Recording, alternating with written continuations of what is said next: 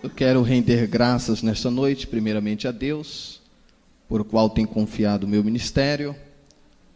Depois louvar a Deus pela vida do irmão Luiz, que me fez esse convite, ao pastor Eliel, pastor da igreja, evangelista André, o qual estava dirigindo este culto de hoje.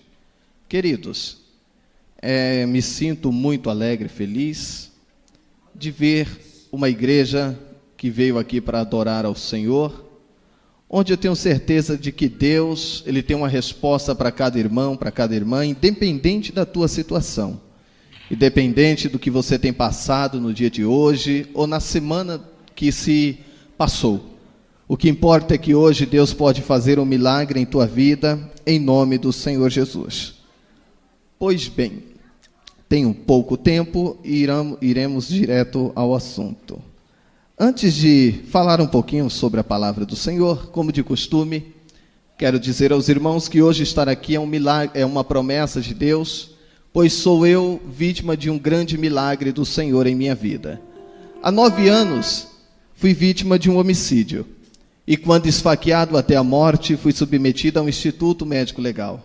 Mas o Deus que havia feito uma promessa na minha vida, um Deus que tinha feito promessas de missão em minha vida, na hora da minha autópsia, o chamado exame cadavérico, Ele falou comigo e disse: filho, ainda não é chegado a tua hora. Levanta-te, glorifique o meu nome, porque sou Deus quem te devolva a vida para viver a promessa.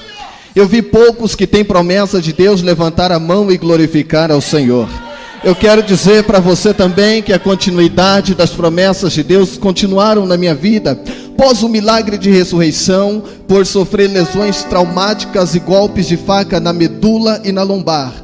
Depois de um milagre de ressurreição, por diversas vezes a medicina disse: não vai mais andar, não tem mais jeito, acabou. O homem dizia: não tem jeito, exames diziam que não tinha mais solução. Mas o meu Senhor, mais uma vez, provou a sua fidelidade comigo. E em um ginásio com 12.000 pessoas, quando eu estava na cadeira de rodas pregando a palavra do Senhor, o meu Deus disse: filho, levanta-te e anda, porque sou eu Deus quem faz o paralítico andar. Nesta noite eu venho aqui dizer para você que o Deus que ressuscita mortos, que o Deus que levanta paralíticos, que dá vista a cego, o Deus que dá visão a cegos, audição aos surdos, Ele vai mudar a tua história, Ele vai fazer acontecer o milagre.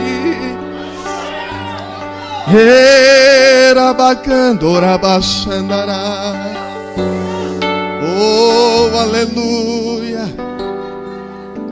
Às vezes, para nós entendermos o que o Senhor quer conosco, é preciso se ouvir uma historinha, pastor Eliel.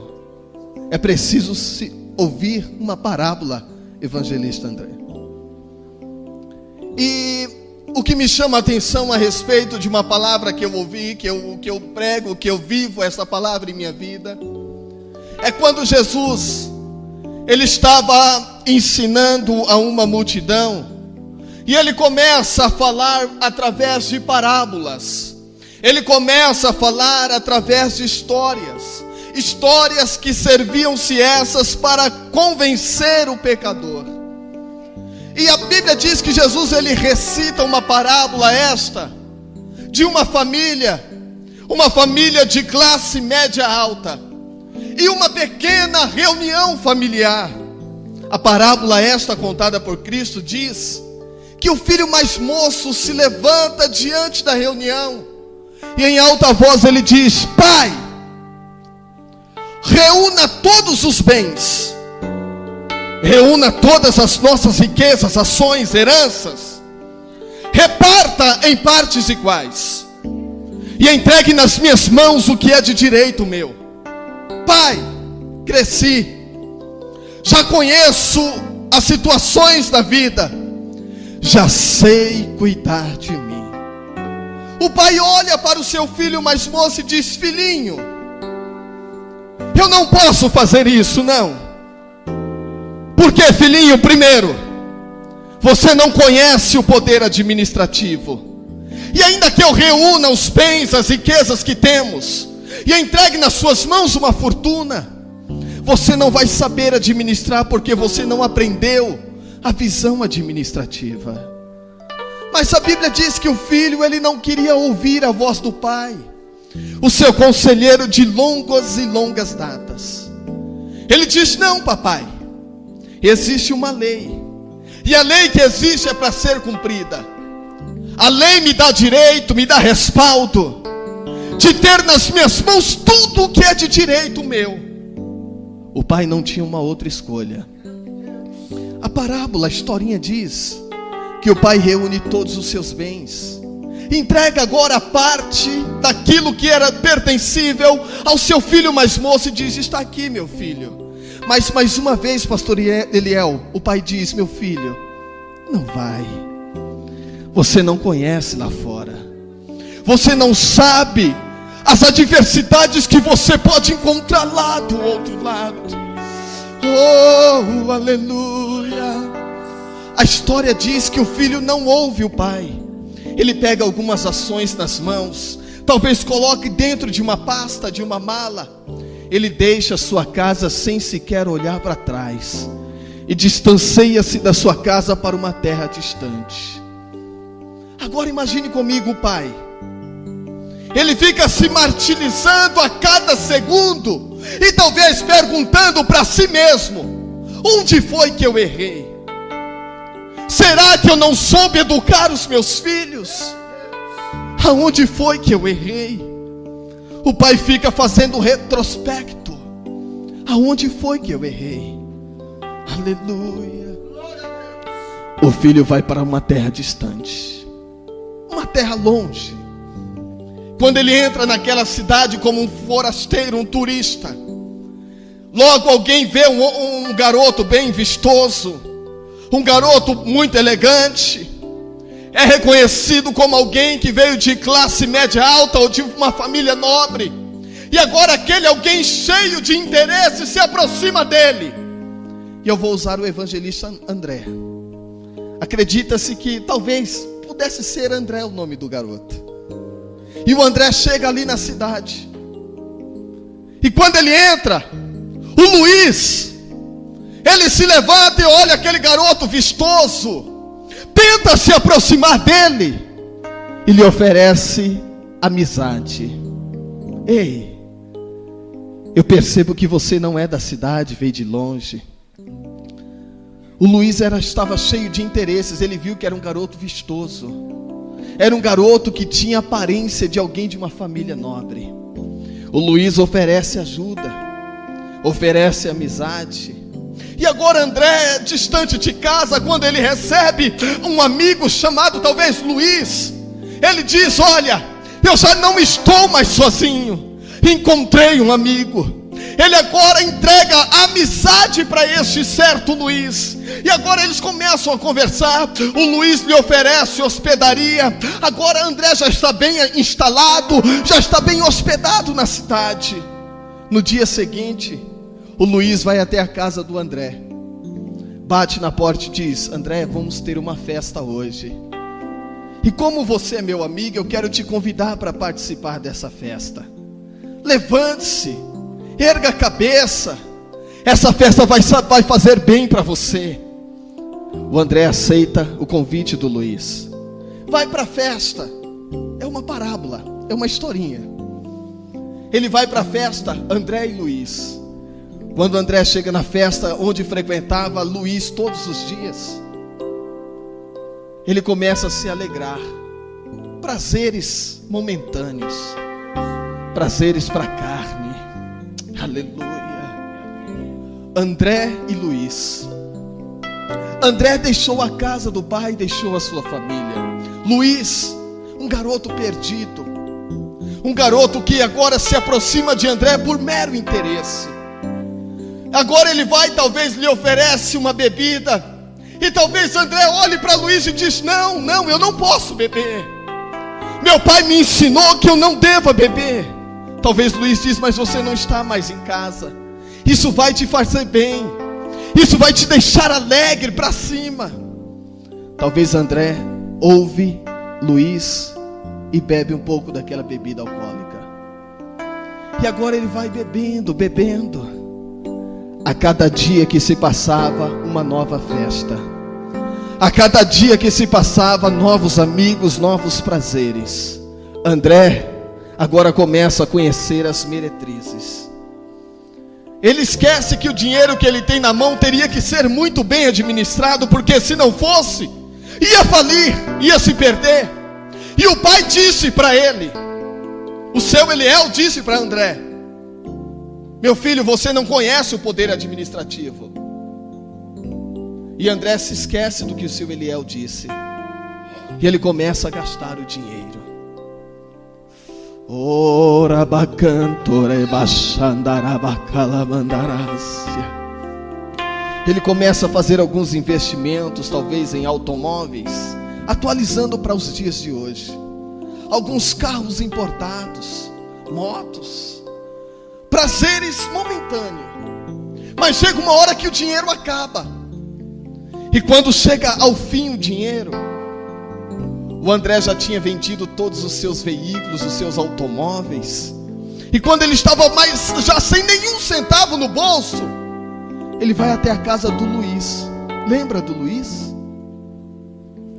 E quando ele chega na casa do Luiz, ele bate na porta. E ao bater na porta, o Luiz olha talvez pelo buraquinho da fechadura e diz: é o André, o falido. Ei, fala que eu não tô. Foram atender a porta e disseram: André, o Luiz não está. Sinto em te dizer, André, você está ficando sozinho.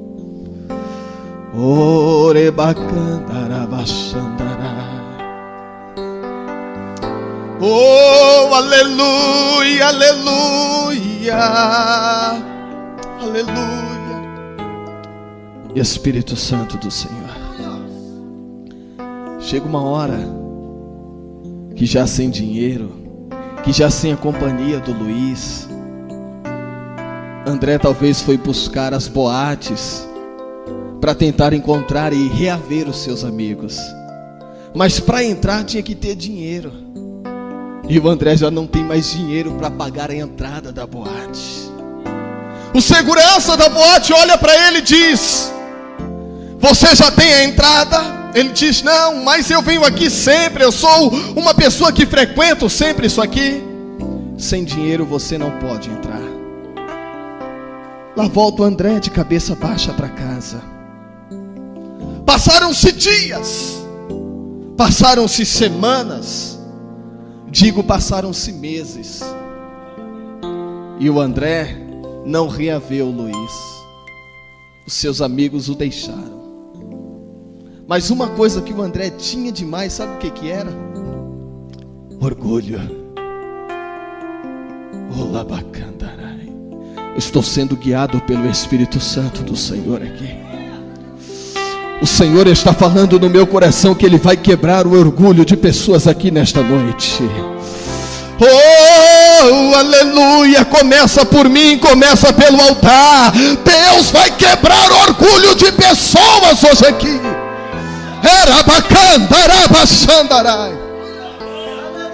Se tinha uma coisa que o André tinha demais, era orgulho. Sozinho, falido, sem dinheiro, sem ninguém.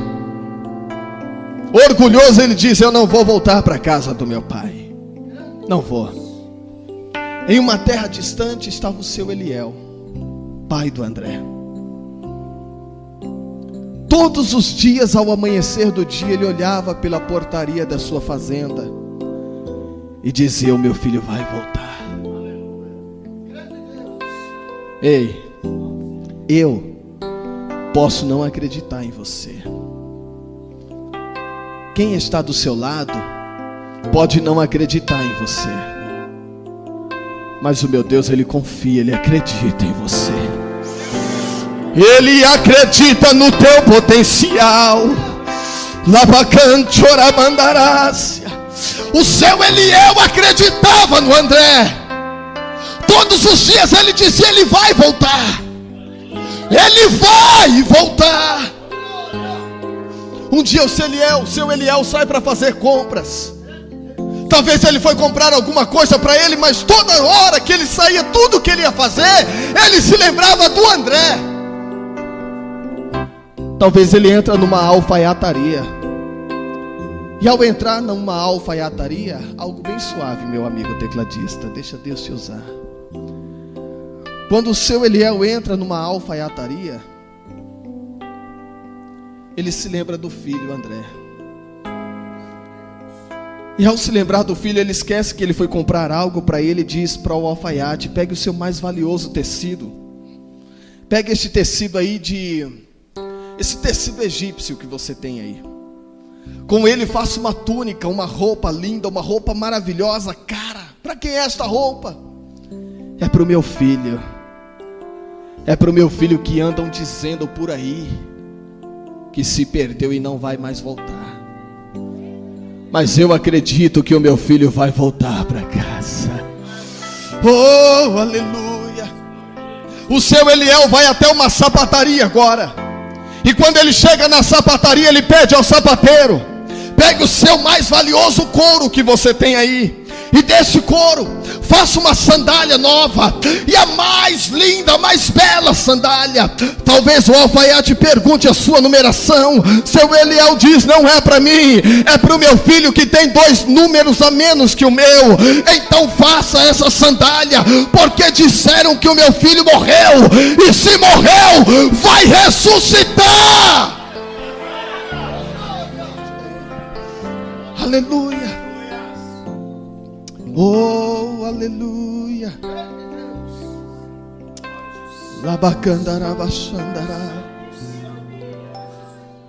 O sapato estava pronto, a roupa estava feita. A parábola diz que o seu Eliel vai até uma relojoaria e pede ao relojoeiro um anel, para que fosse fabricado de ouro puro, ouro maciço, e sobre o anel fosse posta as mais valiosas joias que ele estivesse ali. O anel foi fabricado, foi entregue nas mãos do seu Eliel. O seu Eliel volta para casa. Orgulhoso, o André não se lembra de voltar para casa, não quer voltar para casa. Ele diz: eu vou procurar trabalho. Se eu voltar para casa falido como estou, meu pai vai pesar na minha, os meus irmãos, a minha família vai pesar em cima de mim. E eu não vou voltar assim. Eu vou mostrar que eu nasci para vencer, que eu nasci para ser dono do meu próprio nariz. Era muito orgulho, era orgulho por demais. Então o André bate numa porta de uma fazenda, vai em busca de emprego. A primeira porta que ele bate pedindo emprego, alguém disse para ele assim: você conhece o trabalho braçal? O que você sabe fazer? André disse: eu não sei fazer nada, eu nunca peguei no pesado, eu sou filho de família nobre, então eu sinto muito, não tem emprego aqui para você. O André bate na porta de uma outra fazenda: o que você sabe fazer? Eu não sei fazer, mas eu quero aprender. Sinto muito, não tem vaga para você aqui. O André vai desesperado de um lado para o outro em busca de emprego. Fecha uma, fecha duas, fecham 3, as portas vão se fechando. Por fim, ele chega numa última fazenda, e ao chegar nessa última fazenda, ele pede por emprego. Alguém agora, o fazendeiro que olha para ele naquele momento, olha para ele e percebe que ele tinha fisionomia de alguém que vinha, de algum moço judeu. E quando ele olha aquela fisionomia judaica, ele pergunta para André: o que você sabe fazer, moço? Você sabe plantar? Ele diz: não. Você sabe arrancar? Ele diz: não. Então não tenho vaga aqui para você. Mas espera lá, aguenta aí, tem uma vaga que eu posso trazer você para trabalhar aqui, e essa não precisa ser experiente. Agora ele olha para André e diz assim: André, eu tenho porcos na minha fazenda, e eu estou precisando de um pastor de porcos, e eu lhe convido para apacentar os porcos na minha fazenda. Agora, para um judeu como André, contato com porco, contato suíno era humilhante. Judeu não tem contato suíno, judeu não pode ter aproximação com porcos. Mas quando André olha aquela situação, ele diz: mas espera lá, eu sou judeu, eu não posso ter contato contato com bichos suínos, eu não posso ter contatos com porcos, mas eu sou orgulhoso demais. Eu aceito a proposta, eu vou trabalhar na tua fazenda. André entra na fazenda, começa a apacentar os porcos. Eu quero que você entenda, não importa o patamar que você esteja hoje, mas todo homem está sujeito a passar por uma situação difícil. Mas hoje Deus me traz aqui para profetizar que você não vai passar por isso, porque você está debaixo da mão do Senhor. Ora bacana, baixandarai. A história diz que o André estava tratando dos porcos, cuidando, dando comida, ervas, bolotas aos porcos. Chega um dia em que André já tinha pego as articulações dos porcos. Ele já não conseguia mais fazer este movimento. O seu movimento era somente esse, como o do porco. E talvez sentado no meio da lama, almejando comer as bolotas dos porcos. O André, ele percebe e relembra de que ele ainda tinha um pouco de articulação. Evangelho de Lucas, capítulo 15, verso 18. André fez assim: levantar-me-ei e irei ter com meu pai. Direi ao meu pai: Pai, pequei contra ti, pequei contra Deus, já não sou mais digno de ser chamado filho. Aceite-me como um dos teus trabalhadores, ó Pai.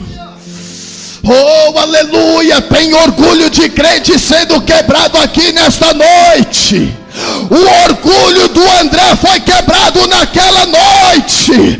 Tem orgulho de cristão sendo quebrado hoje aqui. Oh, aleluia.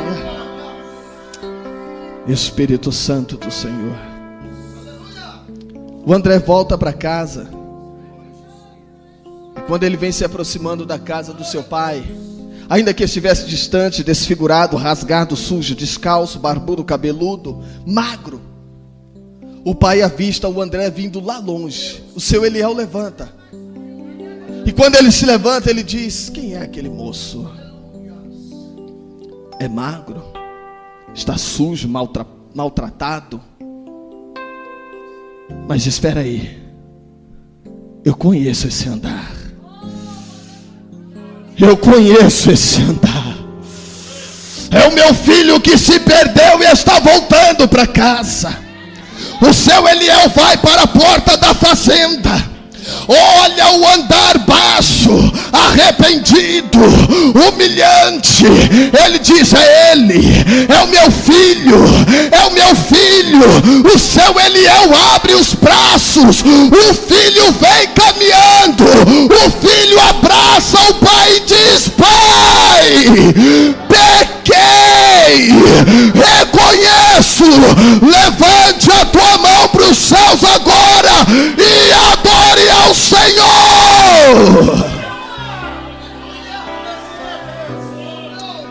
Oh, aleluia.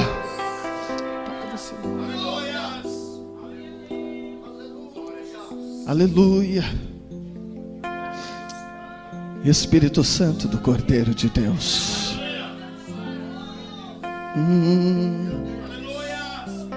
O pai entra para casa com o filho. O filho diz: papai, me aceite como um trabalhador aqui da sua casa. Aleluia. Aleluia.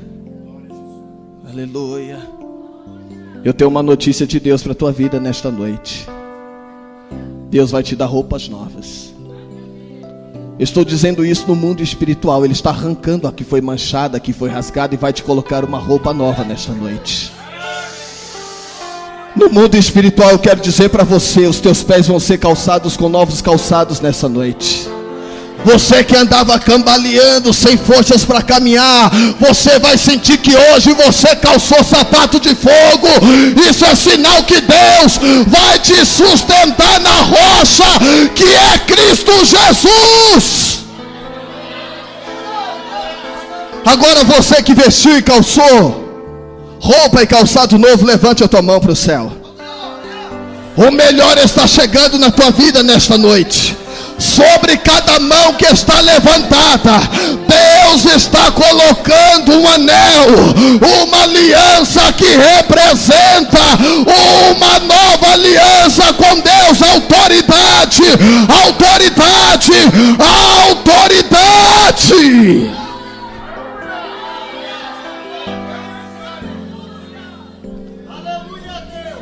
Antes de concluir a mensagem,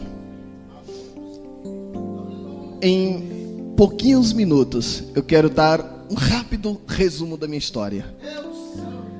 Conheci a Cristo Jesus há 10 anos. Há 10 anos que levantei as minhas mãos para Jesus, na minha mocidade, aos 20 anos de idade. Novo na fé, cheio de sonhos. Vim de uma família turbada, uma família complicada, filho de mãe de santo. Minha mãe era mãe de santo, meu pai, drogadito, morador da Cracolândia, viciado em crack, cocaína, um dependente químico. Via a luta, o sofrimento da minha família, resolvi mudar de vida. Levantei minhas mãos para Jesus, aceitei ao Senhor, comecei a louvar o nome do Senhor, comecei a caminhar no Evangelho de Cristo. E quando aceitei ao Senhor, começaram a vir as muitas promessas de Deus sobre a minha vida. As promessas vieram chegando. E quem é aquele que quando recebe uma promessa de Deus não gera expectativas e não sonha com aquela promessa? Quem é aquele que quando Deus promete não sonha e não arquiteta um projeto de vida? O Senhor prometia. E eu começava a sonhar com as promessas do Senhor. Caminhando, novo convertido, novo na fé, buscando a presença do Senhor. Há 8 meses que eu tinha levantado as minhas mãos para Jesus. Saía da minha casa para o meu primeiro culto de perfeito louvor e adoração ao Senhor. Seria esse realizado por mim, um culto de ação de graças, já no meu 8º mês de novo convertido. Aos 8 meses que eu tinha levantado as minhas mãos para o Senhor. Iria em especial agradecer a Deus naquele culto pela vida da minha filha. Minha filha, que seria apresentada no altar do Senhor aos dias 23 de novembro do ano de 2002. Exatamente no 8º mês que eu tinha levantado as minhas mãos para Jesus. E ao 7º dia do nascimento da minha filha. Minha filha que foi um presente, uma promessa de Deus. Eu saía da minha casa junto com a minha esposa e minha filha para cultuarmos ao Senhor, e eu ser grato a Deus pela vida da minha filha, que pela medicina, desde quando foi conhecida por feto, foi desenganada da medicina, pois os médicos diziam que a minha filha não ia nascer, pois era uma gestação em minha esposa acontecida nas trompas. Foi determinado 3 meses de gestação e certamente iria acontecer o aborto. Resumindo, para que você possa entender, aquilo que era para durar 3 meses determinado pela medicina de gestação, durou 9 meses, como uma normalidade de todas as gestantes que passam. E aos 9 meses, a minha esposa deu à luz, tivemos a nossa filha, aleluia. E quando completava 7 dias que a minha filha tinha nascido, eu já tinha um perfeito culto de louvores ao Senhor. Iria agradecer ao Senhor neste culto e apresentar a minha filha no altar do Senhor. Convidei 2 pessoas muito importantes em minha vida para participar deste culto: minha mãe e o meu pai. Minha mãe não aceitou o meu convite, pois era mãe de santo, não queria ir numa igreja cristã. E eu tive que usar a minha filha. Eu tive que usar a minha filha para convencer a minha mãe de participar daquele culto. E pela minha filha, a minha mãe aceitou o meu convite, pois disse que ficaria no último banco da igreja e não queria ser incomodada por ninguém. Fui buscar o meu pai, encontrei o meu pai na Cracolândia. Trouxe meu pai da Cracolândia, dos mesmos efeitos, usei a minha filha para ele vir à igreja, e ele aceitou da mesma forma que a minha mãe. Tudo preparado para um grande culto. tudo preparado para um culto de louvores ao Senhor. Saía da minha casa caminhando, louvando a Deus, junto com a minha esposa e a minha filhinha nos seus braços, recém-nascida. Iria me encontrar com os meus pais para cultuar ao Senhor. Quando eu saí do portão da minha casa para fora, percebi 2 sujeitos que caminhavam na minha direção que eu nunca tinha visto.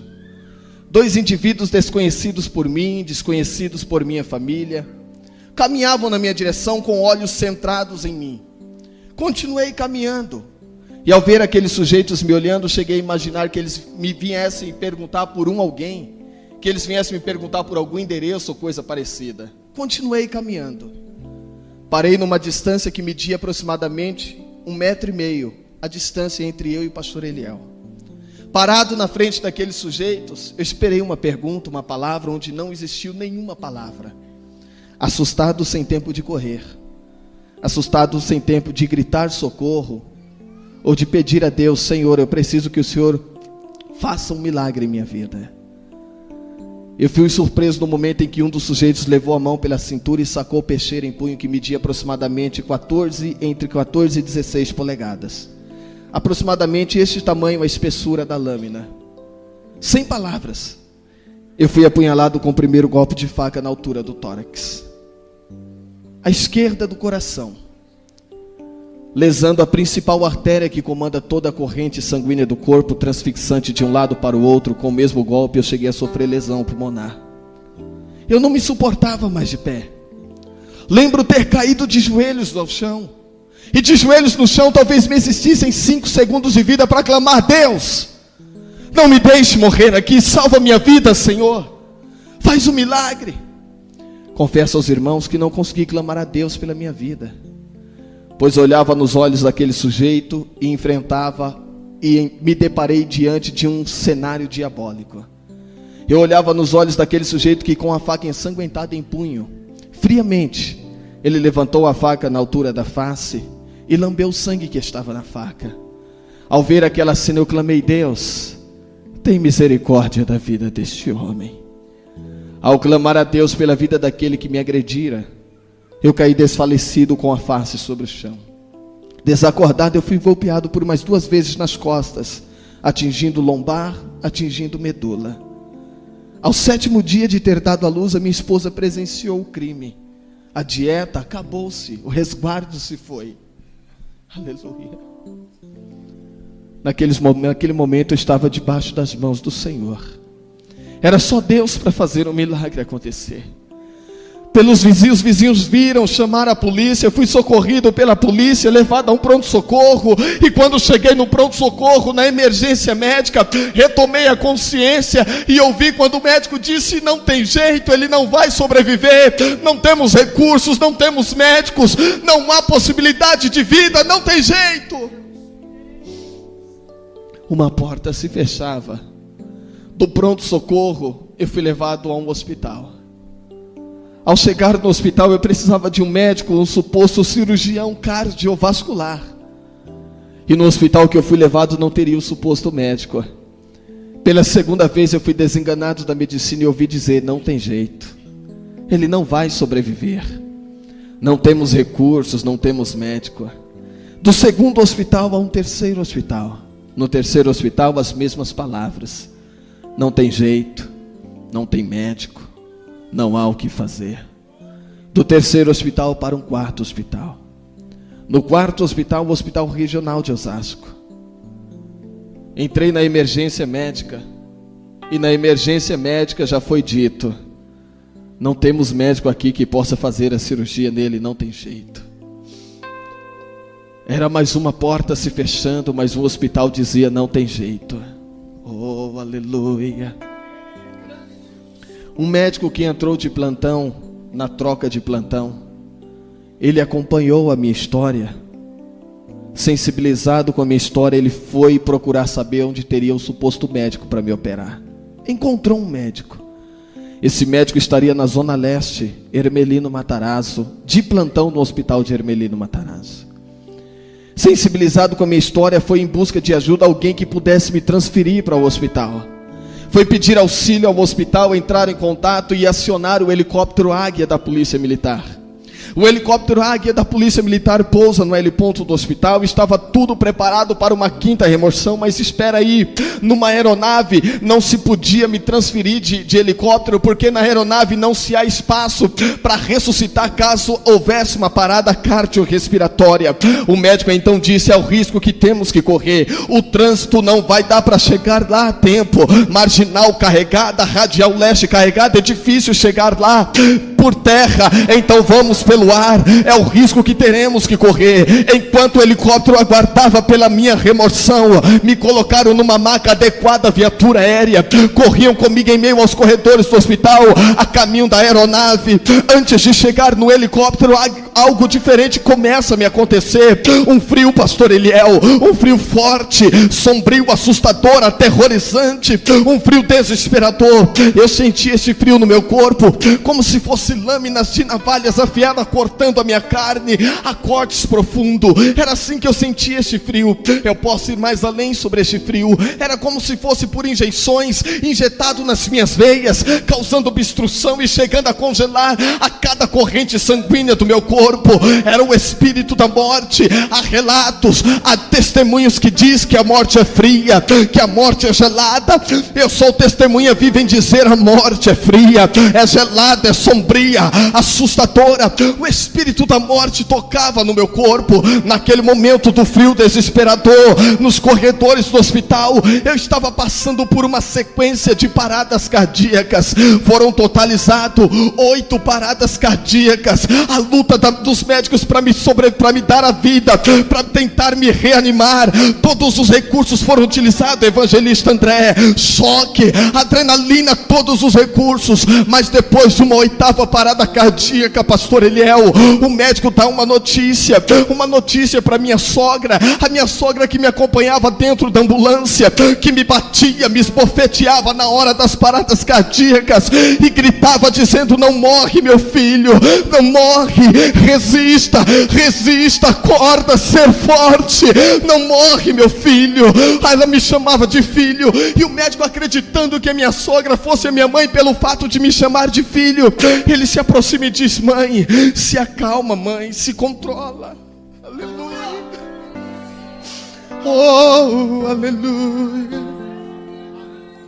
Se acalma, mãe. Até aqui fizemos o possível. O seu filho foi forte. Ele lutou bravamente pela vida de uma forma que eu nunca vi.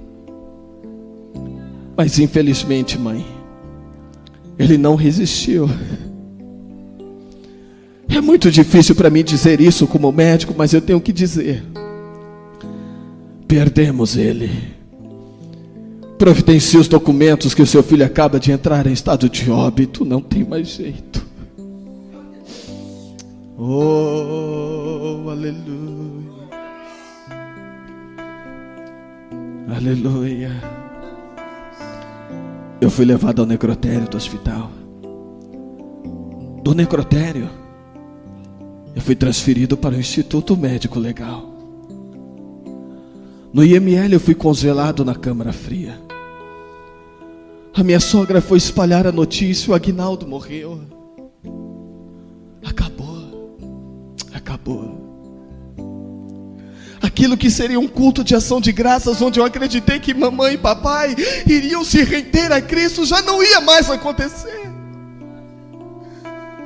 Às vezes Deus, Ele cria situações, e diante das situações vem as lágrimas, vem o desespero. Perguntamos: por que, Senhor? E talvez não obtivemos respostas, não conseguimos entender o porquê. Aleluia. Mas o salmista diz que o choro ele pode durar uma noite inteira, mas ao amanhecer virá a tua alegria. Não importa a situação que você esteja passando hoje, não importa. O que importa é que hoje Deus está aqui para te dar a resposta e dizer para você que Ele está contigo. Oh, aleluia. Com a morte sonhos frustrados, projetos mortos. Acabou. Minha mãe foi pedir ajuda porque a morte é a única visita que vem sem dar notícia, sem dar recado. Ela chega e acabou. E sempre vem numa hora difícil financeiramente falando. Minha mãe foi pedir ajuda ao meu ex-patrão. Meu ex-patrão arcou com todas as despesas funerárias precisas. Comprou o caixão, pagou tudo o que fosse preciso para a funerária. Família de luto. Recém-nascida minha filhinha órfã de pai. Aleluia. Congelado na geladeira eu fiquei por 7 horas e 40 minutos. Eu ouvi, pois eu podia ouvir qualquer voz, embora não visse nada, não sentia nada, não via nada, ninguém, não sentia nada. Mas eu ouvia. E eu ouvi o momento que minha mãe entrou na câmara fria e fez o reconhecimento do meu corpo. Os seus gritos, o seu choro, o seu desespero. Eu tentava falar, mas minha mãe não me ouvia. Aleluia. A minha mãe aguardava na recepção do IML a liberação do meu corpo. Todos os meus familiares viviam debaixo de dizer popular que diz assim: enquanto se tem vida, se tem esperança. É o que nós dizemos no nosso dia a dia, evangelista André. Enquanto se tem vida, se tem esperança. E quando acaba-se a vida, acabam-se as esperanças. Capítulo 14, versos 7 ao 9 no livro de Jó diz assim: porque ainda há uma esperança para a árvore, ainda que esteja cortada, morta, envelhecida a raiz, ao cheiro das águas brotará e dará fruto como a planta nova. Eu estou profetizando que ainda há uma esperança para você.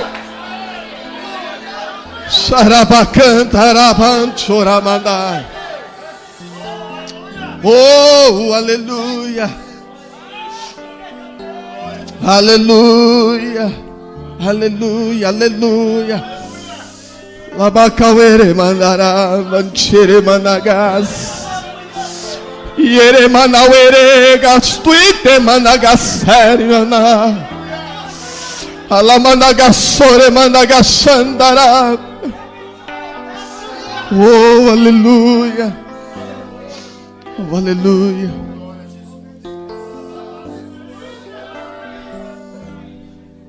No meu subconsciente passava-se um filme, e esse filme me fazia lembrar das promessas de Deus. Lembrava-me da primeira promessa. E a primeira promessa, pastor Eliel, foi quando eu fui chamar a mamãe e meu pai para participar daquele culto. Eles me humilharam. E quando eu voltei para casa de cabeça baixa, o Senhor falou para mim: filho, por intermédio da sua vida eu vou salvar os teus. Eu estava morto dentro do IML. Minha mãe ainda era mãe de santo, meu pai ainda era dependente químico. Eu me lembrava da segunda promessa, e o Senhor disse para mim que ia me batizar com o Espírito Santo. Eu nunca tinha falado em línguas estranhas, estava morto dentro do IML. A terceira promessa, o Senhor disse para mim: filho, vou te levar para o mundo, e o mundo ouvirá as palavras que colocarei na tua boca. Eu nunca tinha ministrado a palavra do Senhor. Eu nunca tinha saído do estado de São Paulo. Estava morto dentro do IML. Depois do reconhecimento do meu corpo, hora da autópsia, o legista abriu a geladeira, tirou meu corpo e me deitou na mesa cirúrgica. Do lado de fora, minha mãe aguardava com os agentes funerários. Fez questão de esperar, pois queria me vestir junto com os agentes funerários e me levar para o meu sepultamento, velório e sepultamento. Eu já estourei 5 minutos do meu horário, pastor, e agora? Amém. Aleluia. Quando os legistas preparavam as suas ferramentas cirúrgicas para iniciar a necrópsia, eles viriam com uma maquita que eu não sei se é maquita, o nome é uma serra, que é utilizada para serrar a partir do tórax, iniciando a necrópsia. Ao zunir daquela serra, ao ouvir o zunir daquela serra, que a minha audição estava em perfeito estado, eu orei e disse: Senhor, eu entrego-me em tuas mãos, ó Pai. Eu não sei se vivo estou ou se estou morto, não sei. Mas de uma coisa eu sei, ó Deus, que o Senhor é fiel, que o Senhor é verdadeiro, que o Senhor é poderoso para mudar o meu cativeiro. Faça segundo a tua vontade, ó Deus, e não a minha. Enquanto a maquita vinha na direção do meu peito, eu vi o céu se abrindo. Em fração de segundos, enquanto eu via os portões celestiais abertos, eu imaginava comigo: agora eu vou caminhar nas ruas de ouro. Eu quero subir e ver e tocar aos muros de jaspe, de cristais. Eu quero ver e contemplar o coral angelical louvando hosanas a Deus. A minha alma ansiava estar nos céus. A minha alma clamava ao Senhor poderoso. A minha alma pedia aos céus. Eu não tive o privilégio de subir aos céus, não. Eu não pude andar nas ruas de ouro. E nem sei dizer para você se são realmente de ouro as ruas, se são de jaspe, de cristais os muros. Eu não sei. Sabe por que eu digo não sei? Eu não tive o privilégio de estar lá. Eu não sei se tudo isso é apenas simbolicamente escrito devido à visão que teve o apóstolo João. Eu não sei, mas eu acredito nas maravilhas em que há nos céus. Antes que aquela maquita tocasse no meu peito, o céu se abriu, uma voz bradou e disse: filho, ainda não é chegada a tua hora. Levanta-te, glorifica o meu nome, porque sou Deus quem te devolve a vida para viver a promessa.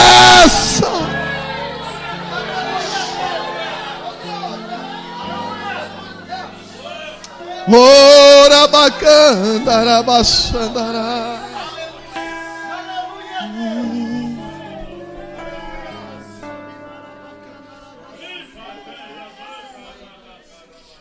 Pode tocar. Aleluia. Aleluia. Oh, aleluia. Escuta só. Enquanto os meninos tocam, eu quero dizer para você assim: quando eu abri os meus olhos e eu vi a maquita se aproximando do meu peito, eu consegui me sentar na mesa cirúrgica, ainda com o corpo travado, imobilizado, sem movimentos, duro, congelado. Eu consegui me sentar. E quando sentado, bem suave, por enquanto só tocando, bem suave, assim mesmo, pode ser. Enquanto eu me sentei, que o legista vinha com a maquita na minha direção, aleluia, eu estendi a minha mão e interrompi que aquela maquita tocasse no meu peito, pastor Eliel. E a maquita lesou apenas um pedacinho do meu dedo anelar direito. Foi a única parte do meu corpo onde tocou a maquita e lesou um pedacinho do meu dedo anelar direito. Quando o legista viu ser decepado o pedacinho do meu dedo, ele saiu lá fora e foi buscar alguém. Ele queria ver e ter a certeza se aquilo que ele via com seus olhos era real, era verídico. A primeira pessoa que ele encontrou do lado de fora foi a minha mãe, que há poucos minutos tinha reconhecido meu corpo. Agora ele entra com a minha mãe dentro da câmara fria, macumbeira, mãe de santo do candomblé, 50 anos de candomblé, 50 anos de idade. Há 25 anos era titulada mãe de santo. Ela vem entrando agora com o legista dentro da câmara fria. E quando eles vêm se aproximando de mim, minha mãe me viu sentado na câmara fria. Ela veio se aproximando. E quando ela chegou próximo, ela grudou no braço do legista, chacoalhou e disse: doutor, eu preciso ser medicada. Eu estou tendo visões, o meu filho está sentado olhando para mim, é alucinação. O médico olhou para minha mãe e disse para ela: senhora, se a senhora precisa de medicamentos, eu também preciso. Eu não sei o que é, mas é. Eu não sei o que foi, mas foi. Eu não sei como aconteceu.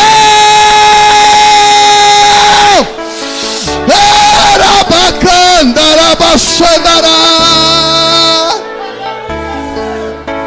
Era bacana, era bandeira, bandara, baixandará. Aleluia, aleluia. Com a voz trêmula, corpo frio, gelado, congelado, eu pregava para minha mãe. A macumbeira levantou a mão e aceitou a Jesus.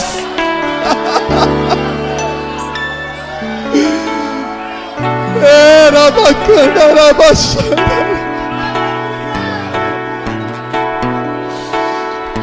Iribicara bacana.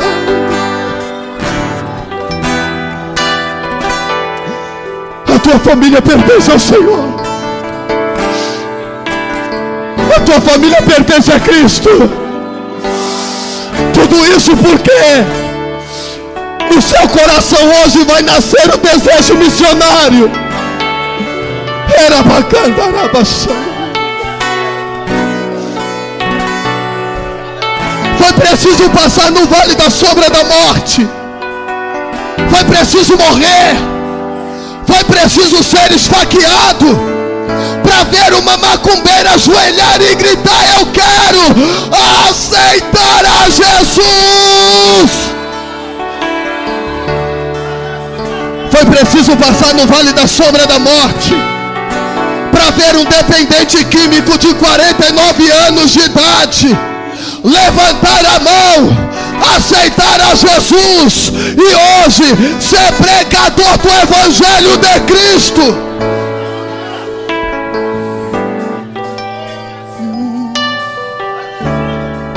O Senhor é poderoso, Ele vai mudar a tua história. Só para me encerrar,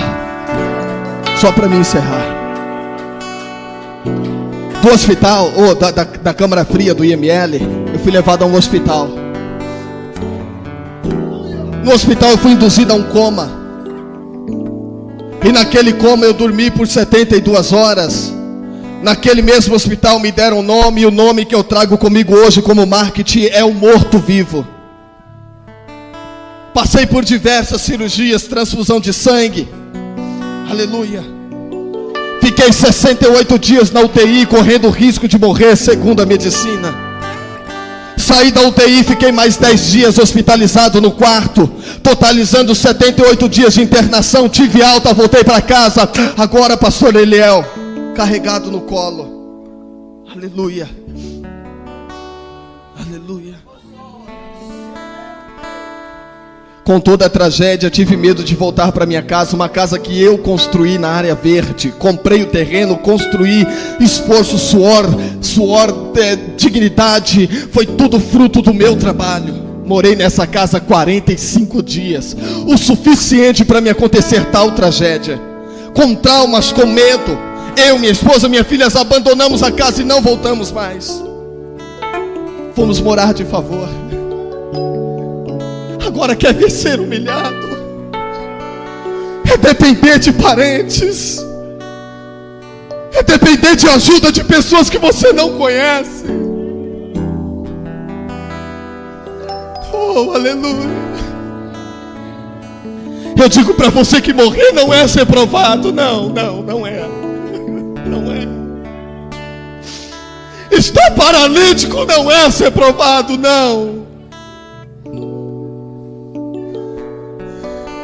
ser humilhado.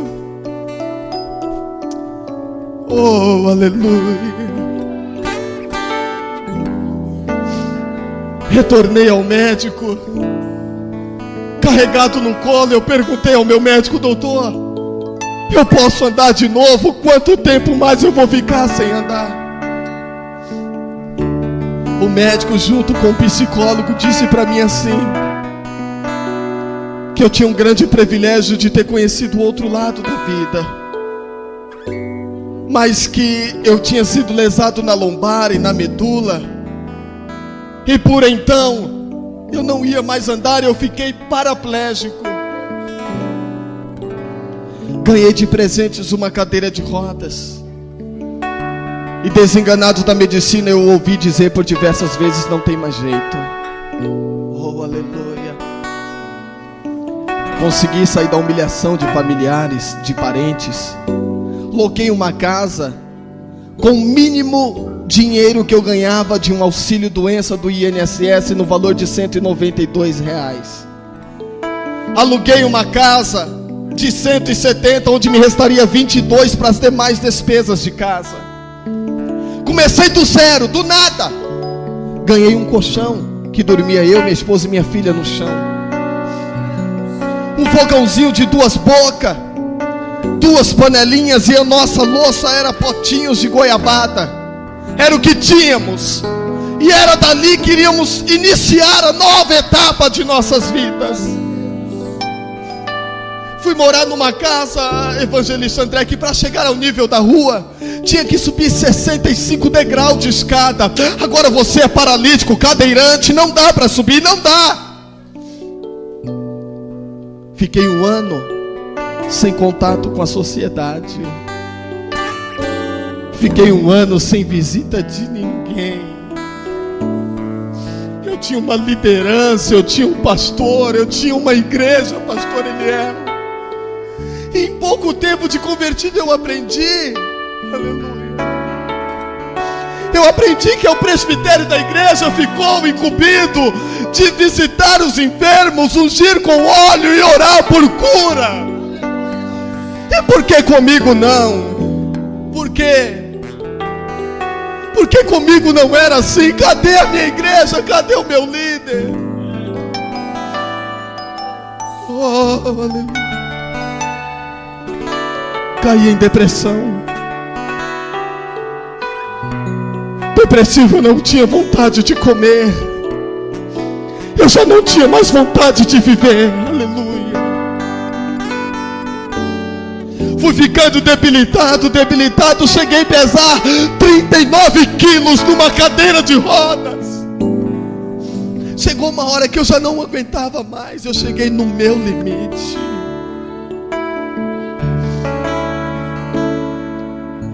Um pastor foi me procurar. Alguém que nunca tinha me visto foi me procurar, pois ouviu falar a meu respeito. E quando esse pastor me encontrou, ele entrou na minha casa e me viu naquela situação de miséria, há meses comendo chuchu com farinha de milho. Aleluia. Eu não estou contando derrota, eu estou contando a forma que Deus mudou a minha história. Eu já vou terminar. Aleluia. Quando o pastor chegou na minha casa, Evangelista André, ele me viu sentado no colchão. Eu já não tinha nem mais feição. Eu não tinha forças. Uma sonda colocada pelas narinas para se alimentar, porque eu não conseguia comer. E o médico teve que, eu fui levado, passei mal, fui levado ao hospital, me introduziram uma sonda, eu tinha que me sustentar à base de sustagem. Se eu não tinha arroz e feijão, que dirá sustagem para comer? Aleluia. Cordeiro Santo de Israel. Quando o pastor me viu naquela situação, ele entrou. Fica em pé, pastor André. Ele se aproximou de mim e fez assim. Não foi só assim, ele fez assim. Não desista dos teus sonhos.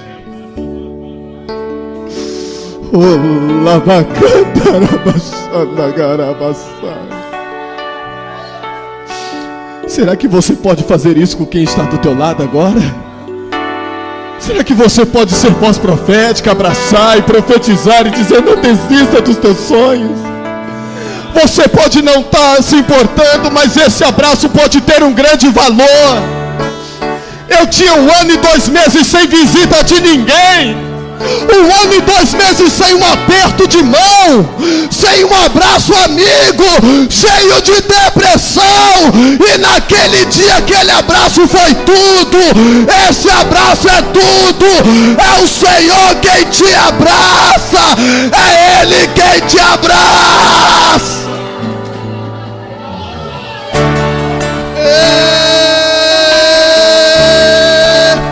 Poderoso Deus, Ele é poderoso, o Senhor é poderoso.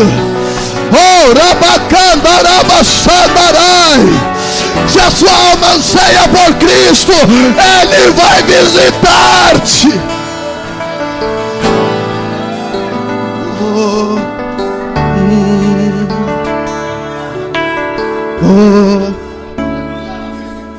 A partir daquele abraço,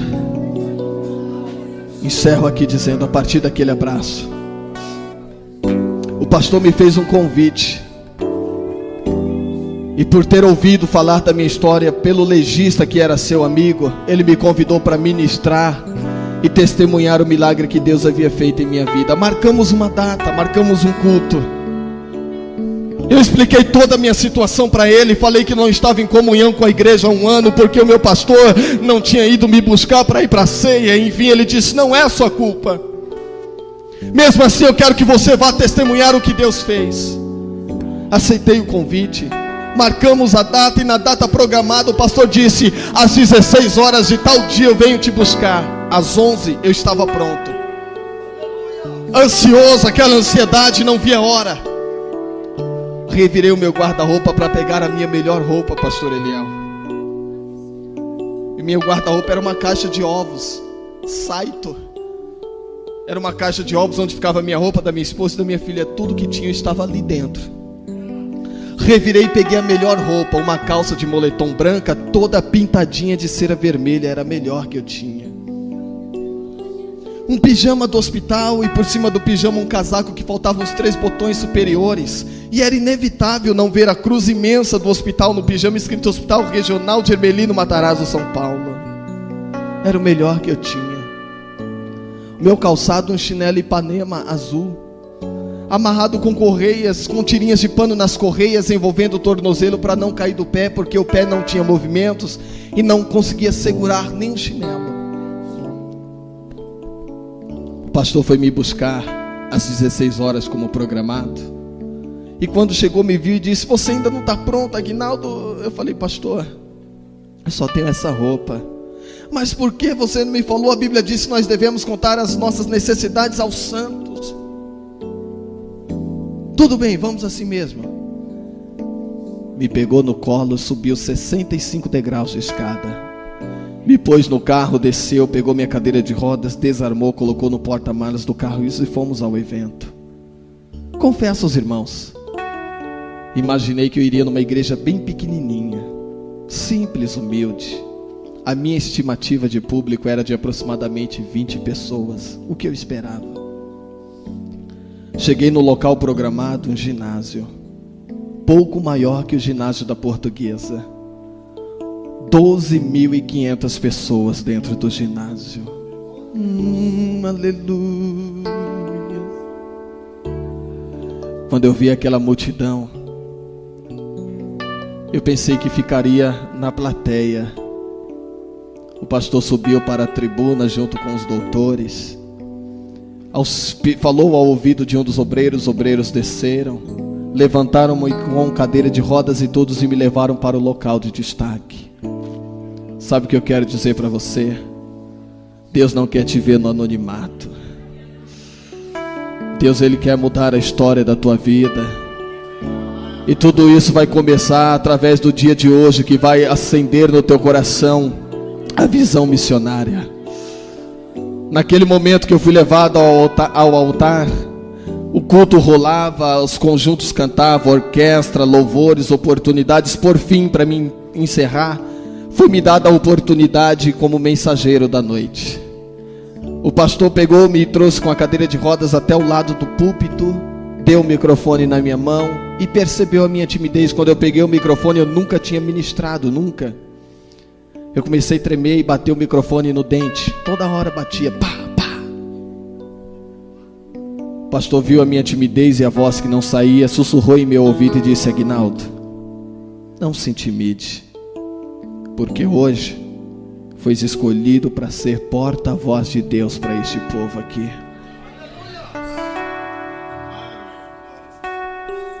Iniciei o meu sermão sem saber pregar. Era 8 meses que eu tinha aceitado a Jesus, e depois de então não fui mais à igreja porque estava inválido, sem condições de aprender. Sem saber abrir a Bíblia, eu iniciei o meu sermão, e meu sermão primeiro foi assim: Jesus é bom. Jesus levanta o caído. Jesus capacita o necessitado. Ele dá força ao fraco. Ele liberta do cativeiro o cativo, dá vista ao cego, audição ao surdo, dá voz ao mudo, ressuscita o morto, faz andar o paralítico. Foi esse o meu sermão. Eu ia devolver o microfone ao pastor, mas antes de devolver o microfone, eu acreditei que eu poderia ser profeta, e então resolvi profetizar. E sabe aquele momento, evangelista André, pastor Eliel, que nós profetizamos a tantas pessoas, profetizamos a tantos subordinados que estão debaixo da nossa autoridade que temos com Deus, profetizamos para um, profetizamos para outro, para outro, para outro. Às vezes precisamos nós mesmos de um milagre e não conseguimos profetizar a nós mesmos. Naquele momento eu pensei em mim, olhei para o ginásio e profetizando eu disse: eu tenho certeza de uma coisa, que ainda hoje eu me levantarei dessa cadeira de rodas para a glória de Deus. Ao profetizar naquela noite, diante de 12.000 pessoas, sentado na cadeira de rodas, o mesmo Senhor que me deu vida no IML, invadiu com voz no ginásio e disse: filho, levanta-te e anda.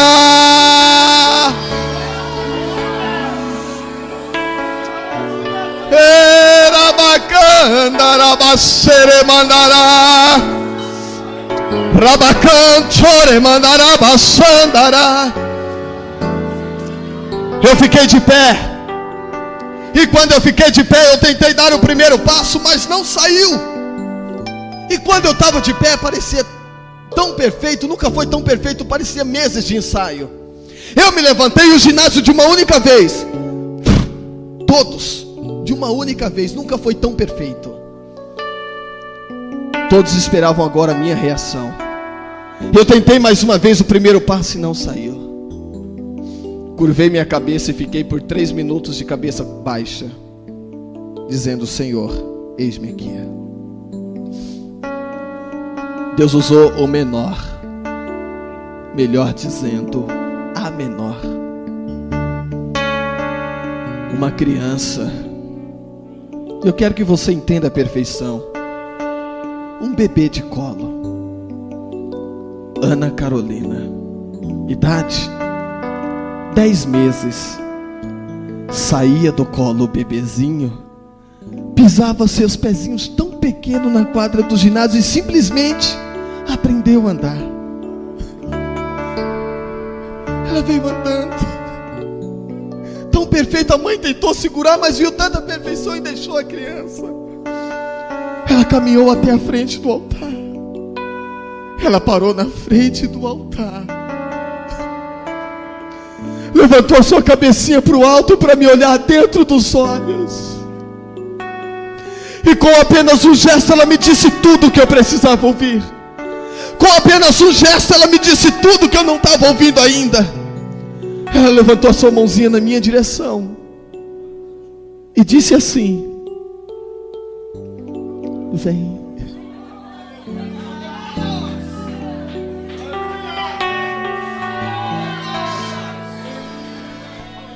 Arrastando o chinelo que eu estava calçado nos pés, eu dei o primeiro passo. Arrastando o chinelo que eu estava nos pés, eu dei o segundo passo, o terceiro passo, o quarto passo. O resultado é o que você vê a olho nu aqui nesta noite. O milagre que aconteceu. Oh, rabacantarabachandará. Ei, aleluia. Aleluia. Eu não parei mais de andar, não parei. Hoje eu trago comigo uma marca. Alguns dizem um sinal, já outros uma sequela. Quando eu voltei a andar, eu continuo com a minha perna esquerda paralisada. Minha perna esquerda completamente sem vida, insensível, morta. E eu não posso andar sem fazer uso desse objeto. Não dá para andar. Pois a tendência de quem tem uma perna inválida é de dar um passo à frente e cair, a não ser que se apoie em algum objeto talvez como esse. Preciso disso aqui para andar. Não consigo caminhar sem me firmar nesse objeto. Mas toda vez que eu estou em cima do altar do Senhor, pregando a palavra do Senhor, eu vivo debaixo de um verso que me diz assim: tudo posso naquele que me fortalece. A perna esquerda é morta, sem vida, sem movimentos, mas quando eu prego, a perna esquerda passa a se mexer. Ora bacante, mandará. Eu não posso andar sem fazer uso da bengala, mas quando eu estou pregando, eu ando, eu corro, eu pulo, dá lugar, levanta a mão, adore, adore. Era bacandará, era mandará, baixandará. Oh! Aleluia. Oh, aleluia. A medicina não entende. Para a ciência não há explicação, não há. A mídia publicou a minha matéria, Conexão Repórter, entre outras matérias de jornalismo. A ciência falou na publicação de uma das minhas matérias. A explicação para os telespectadores, para a mídia, pastor Eliel, foi dizer assim: conflitos sempre vai existir entre a ciência e o espiritual. Porém, o espiritual tem uma crença, uma fé, já a ciência acredita em evidências. Até hoje eu não entendi o que foi que o cientista explicou. Sabe por quê? Para o milagre não há explicação. Pastor Aguinaldo não está explicando milagre, estou testemunhando o que Deus fez na minha vida. Eu estou profetizando que você, a partir de hoje, a partir desse culto, vai testemunhar o que o Senhor fará na tua vida.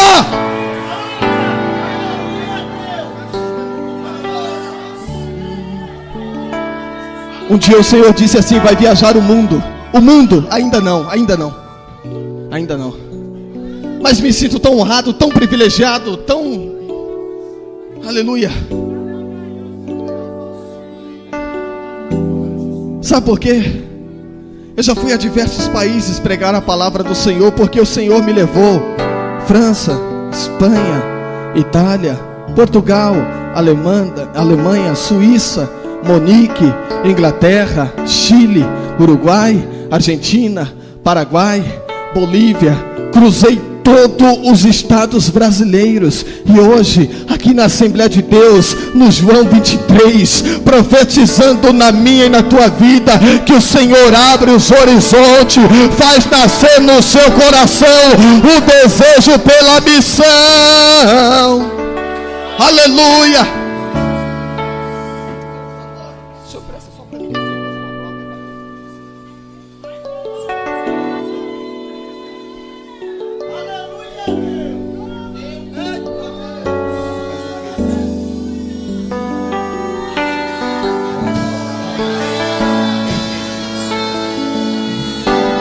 Ei, aleluia.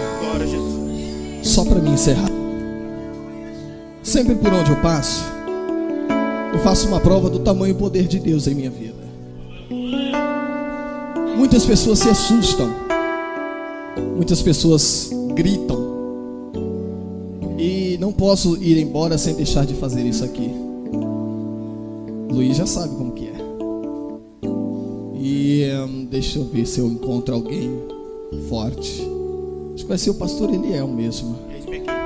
Pastor Eliel, o senhor vem cá me auxiliar.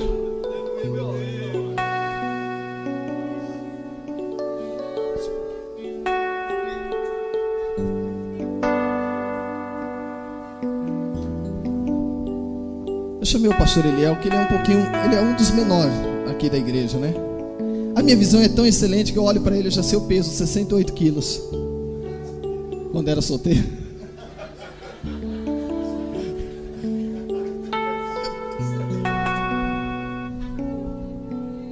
Eu suspendo porque não é mecanismo. Uma perna branca, porém comum, bastante atrofiada, bem fininha. Pois a tendência de uma perna sem movimentos musculares ou nervosos é de atrofia.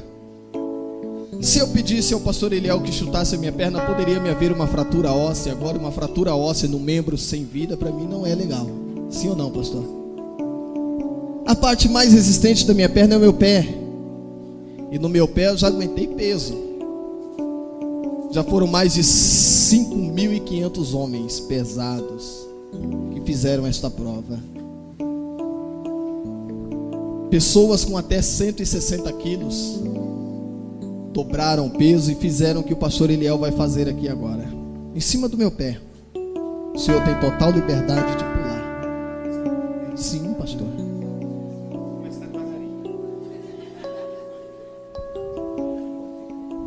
Pode pular, pastor. Pode, com força, pode bater. Pode. Eu não sei se você tem gente que já gritou ai, é sempre assim. Amém. É para você ver que o pastor Eliel tem garra e coragem. Agora eu vou mostrar aqui que não é borracha. Tem gente que pensa que é de borracha. Tem borracha, pastor Eliel? Tem borracha? Eu podia pedir para ele chutar a perna, mas uma fratura eu não quero. Sabe o que é isso? É o poder de Deus. Talvez você pergunta como é que anda, como é que move. É só Deus. E aproveitando este momento, continua tocando assim, bem gostoso. Eu quero perguntar: existe em nosso meio alguém que não é evangélico? E talvez você ouviu essa palavra, você ouviu esse testemunho. Eu quero lhe convidar aqui a dar um abraço no pastor Aguinaldo.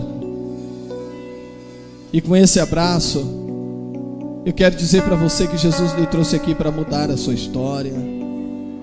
Que o Senhor Jesus lhe trouxe aqui para mudar a história da sua família. Eu quero ver quem é a primeira pessoa de fé, de coragem, ou alguém que esteja afastado, ou que não é cristão ainda, mas que quer ver a sua história ser mudada. Tem alguém que não é evangélico ainda? Dê um sinal com a sua mão, deixa o pastor Aguinaldo conhecer você, moço, moça. Você quer ver Jesus mudar a sua história, santa? Vem. Só Ele pode. O pastor Aguinaldo não pode, mas Jesus pode fazer um milagre na sua casa. Vem para Jesus.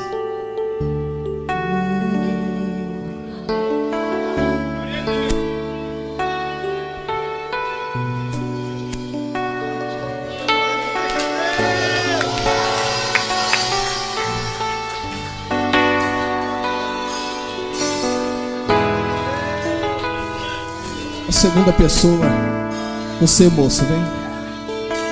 Pode vir.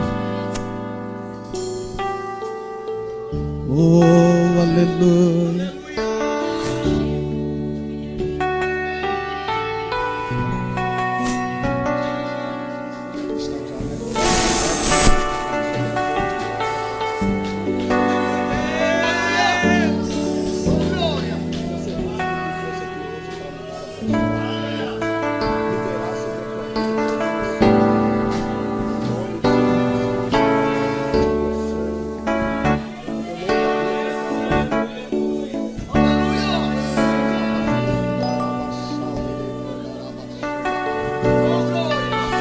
Senhor está renovando a vida dele.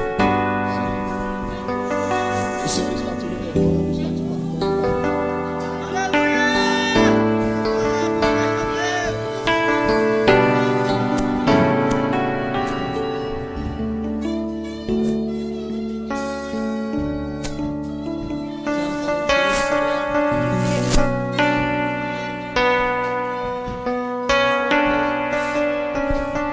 Tem mais alguém que não é cristão? Alguém que ainda não aceitou a Jesus? Se coloque de pé, toda a igreja. Oh, aleluia.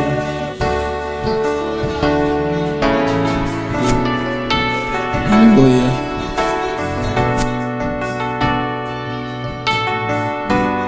O Senhor está fazendo coisa linda aqui nesta noite. O Senhor está abrindo novos horizontes sobre a vida de pessoas hoje aqui. Oh, aleluia. Aleluia.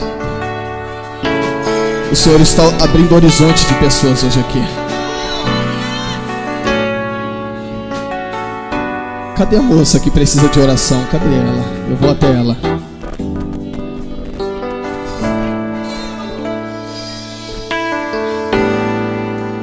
Vamos lá na frente para a gente orar, tá bom?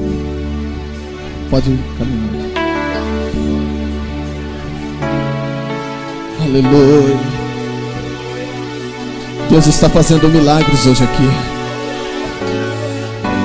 Tem pessoas vindo para Jesus, tem pessoas só chegando ao Senhor. Oh.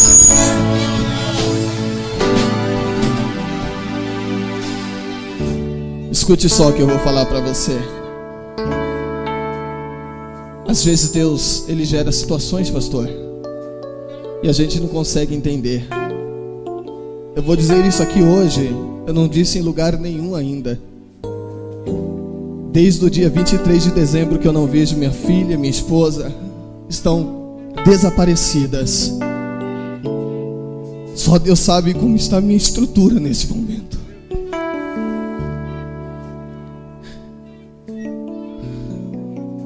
Só Deus sabe.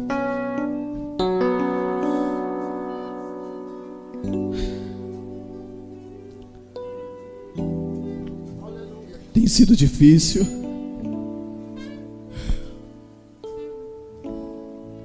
Mas eu não posso deixar de falar de Jesus.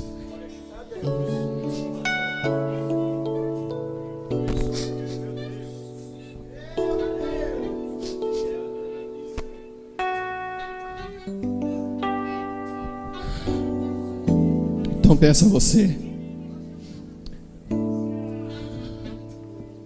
que quando orar,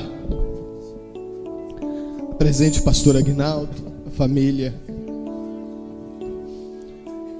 Eu não tive um Natal, não tive um Ano Novo, não.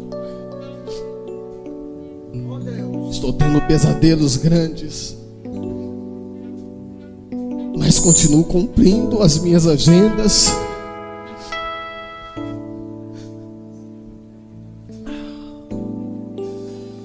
Estou acreditando que o Senhor, Ele vai fazer um milagre na minha vida. Tem sido difícil, mas eu tenho certeza que com a oração dos irmãos, o Senhor vai fazer o milagre que eu preciso. Levante suas mãos para os céus e ore comigo. Senhor Deus e Pai, em nome do Teu Filho amado, Senhor, eu peço a Tua bênção sobre a vida desta mulher, ó Deus, que veio aqui à frente, que está aceitando ao Senhor. Escreva o seu nome no livro da vida, ó Pai. Faça um milagre sobre a Tua vida, Deus. Senhor querido, na vida deste moço que está aqui à frente, Pai, eu peço ao Senhor um milagre sobre a vida dele. Manifesta a Tua graça, o Teu poder, a Tua unção, ó Deus. Escreve o seu nome no livro da vida. Abençoa, derrama a Tua graça, o Teu poder.